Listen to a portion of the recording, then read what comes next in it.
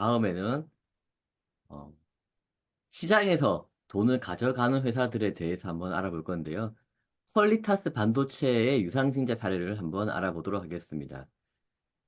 퀄리타스 반도체는 상장한 지 지금 반년 됐다고 하니까 작년 연말에는 올 초에 이제 상장을 한 모양인데 상장한 후에 한 6개월 만에 유상증자를 한다.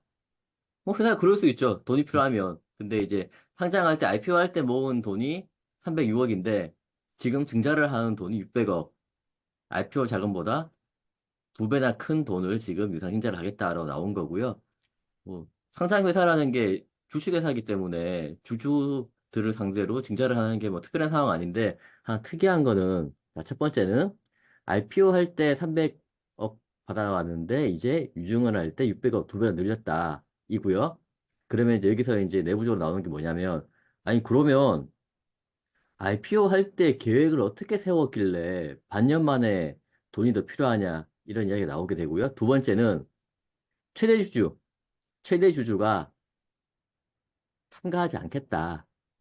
보면 유상증자 배정 주식 중에서 5%만 청약하겠다라고 얘기를 하거든요. 이 말은 뭐냐면 어, 유상증자를 하게 되면 기존 주주들은 신주인 수권을 받게 됩니다. 그러면 그 신주인 수권 팔아가지고 그만큼만 넣겠다. 내 돈은 하나도 안 넣겠다라는 이야기이기 때문에 참 주주 입장에서는 이게 뭐지? 이게 난감한 그런 상황이고요. 그 와중에 다음 페이지 보시게 되면 이제 퀄리타스 반도체는 그 와중에 미국에 있는 시그니처라는 회사에 투자를 하는데 근데 금액은 크지 않습니다. 고작 20억이거든요.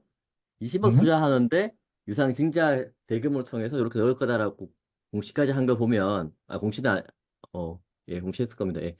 공시까지 한 거 뭐 시장에 뉴스가 나온 걸로 보면 이거는 저 회사가 뭔가 굉장히 좋은 회사이거나 아니면 우리가 저런 쪽으로 하려다 보니까 돈이 많이 필요하다라는 그런 그 마케팅 내지는 뉴스 그런 게 아닐까 싶고요. 다음 페이지 보시면 이제 폴리타스 반도체 재무 상태표인데 3월 말 기준으로 돈 60억밖에 없습니다.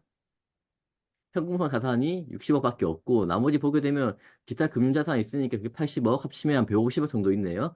요 150억 정도 있고 단기 차입금이 한 70억 정도 이렇게 있는데 그 다음 페이지 손익계산서인데 이미 1분기 때 영업손실이 60억이고요.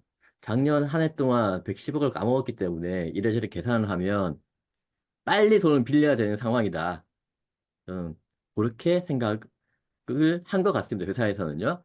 그랬더니 뉴스에서 또 난리가 나는 게 아니 이 회사뿐만이 아니고요. 네, 맞습니다. 예.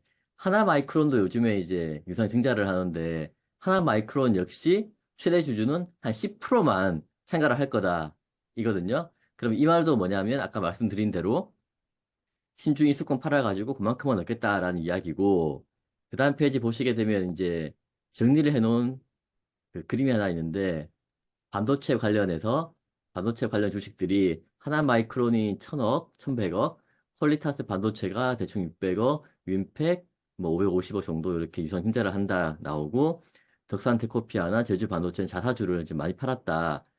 이게 큰 그림에서 보면 반도체 종목들, 반도체 시장의 피크가 아니냐라는 의견이 나오고 있습니다. 왜냐하면 자사주를 파는 것도 마찬가지고 증자를 하는 것도 마찬가지고 지분을 시장에 내놓는 거기 때문에 주가가 높을수록 다일루션이 적게 되고 회사로 돈이 많이 들어오거든요. 그래서 지금 이게 피크가 아니냐 이런 이야기가 있고 그랬더니 또 이제 회사를 욕하다가 이제 반대로 뒷단을 욕하기 시작합니다. 유상 증자에 하게 되면 이제 증권사가 이제 끼게 되는데 증권사는 니네 뭐 하냐? 봐봐라. 유상 증자를 하는데 증권사가 가만히 있으면 되냐? 증권사에서는 주주들에게 피해가 있을 수 있는 일이 생기게 될 경우에는 그걸 좀 막아줘야 되는 게 아니냐. 왜냐하면 니네 전문가니까 그런 이야기를 하고 있고요. 요거 다음 페이지 보면 참 재밌는 이야기가 나와 있는데 근데 증권사들은 이제 가만히 있기만 하고 돈만 받아간다. 그리고 샤페론 같이 이제 샤페론은 이제 바이오 회사입니다. 카페론의 유중을 맡은 한 투는 다 모집하면 3억 5천이고 실패해도 2.5억을 받는다. 이렇게 돈만 받아가는 거 아니냐라고 되어 있고 마지막에 보면 주관사가 소액 주주들을 생각해가지고 발행사의 최대 주주를 설득하는 노력을 기울였으면 좋겠다. 과거에는 이런 역할을 했다라고 하는데 저거는 그렇진 않습니다. 저거는 구조적으로 불가능한 게 저런 이벤트가 있어야 증권사가 돈을 벌기 때문에 저거는 이제 오히려 증권사 입장에서는 유상증자를 하라고 이렇게 부추기는 그런 쪽이고요. 물론 이제 왜 불참하는지 대해서 상세하게 안내하고 나중에 돈 생기면 장래 매수하겠다고 약속하게 한다. 저거는 과거에는 금감원에서 한 번씩 저런 지도가 나온 적이 있긴 합니다.